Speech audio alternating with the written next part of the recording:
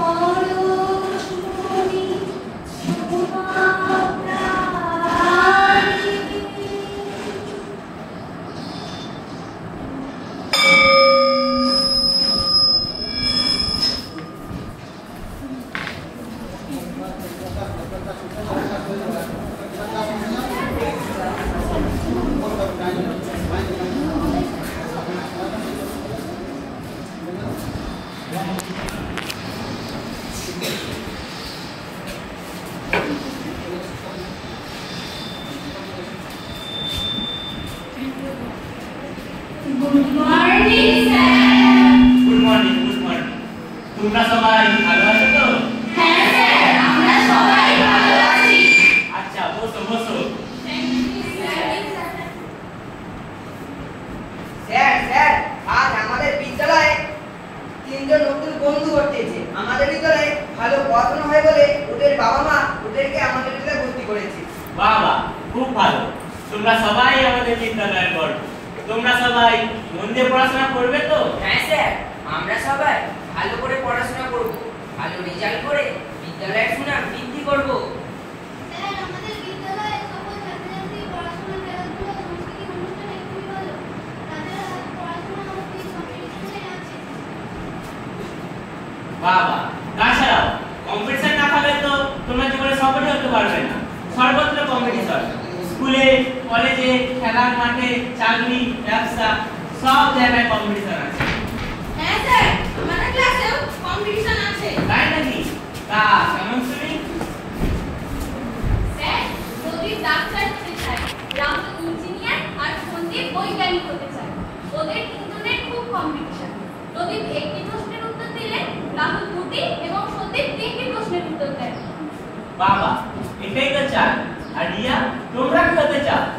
Sir, আমরা পড়াশোনা করে প্রকৃত মানুষের মতো মানুষ হতে চাই। বাবা, খুব ভালো বলেছো।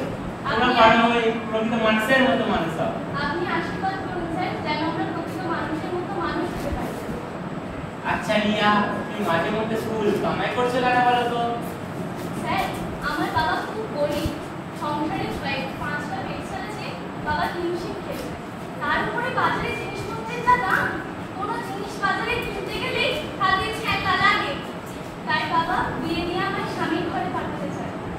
বাবার সংসার খরচ কিছুটা কমবে।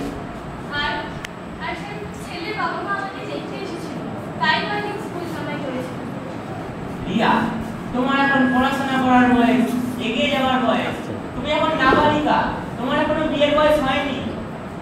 জানি জানি স্যার, জানি জানি আমার এখনো বিয়ের বয়স হয়নি, কিন্তু আমার কোনো উপায় নেই স্যার। বাবা মার কথা মনে করতে পারবো না স্যার। আমরা যে গরিব স্যার, আমরা যে গরিব, আমরা যে গরিব স্যার, আমরা যে গরিব, আমরা যে গরিব। রিয়া, তোমার এখনো 18 বছর বয়স হয়নি, এখন বিয়ে দেওয়া আইনত অপরাধ। এ বিষয়ে এই প্রধান শিক্ষকের সাথে কথা বলবো এবং তার বাবা মাকেও বোঝাবো।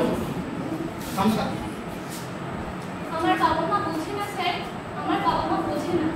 আমার বিয়ে দিতে পারলে ওদের বোঝা কমবে কিছুটা, সংসার খরচ কমবে স্যার। মেয়েরা তো সংসারে বাড়তি বোঝা স্যার, মেয়েরা তো সংসারে বাড়তি বোঝা, মেয়েরা তো সংসারে বাড়তি বোঝা স্যার, মেয়েরা তো সংসারে বাড়তি বোঝা।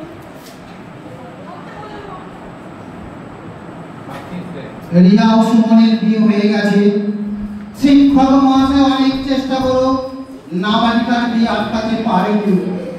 রিয়ার সাথে যোগাযোগ বিচ্ছিন্ন হয়ে যায় 5 বছর পর।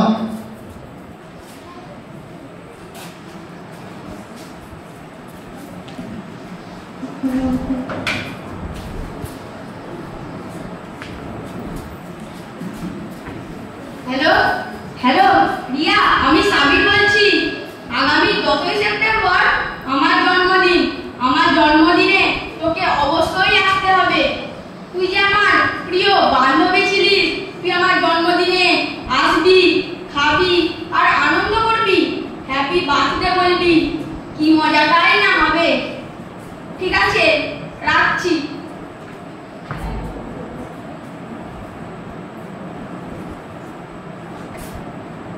হ্যালো হ্যালো স্যার, ভালো আছেন? প্রণাম নেবেন। আমি সাবির বলছি। আগামী 10ই সেপ্টেম্বর আমার জন্মদিন। আমার জন্মদিনে আপনাকে অবশ্যই আসতে হবে। হ্যাঁ, যাবো। কোনো ছাত্রছাত্রী তো তার জন্মদিনে নিমন্ত্রণই করে না। তুই যখন নিমন্ত্রণ করছিস আমি অবশ্যই যাবো রে সাবির, আমি অবশ্যই যাবো। আশীর্বাদ নিস, ফোন রাখছি। ঠিক আছে। শিক্ষক করে তোরা মিষ্টি প্যাকেট হাতে নিয়ে শিক্ষক মহাশয়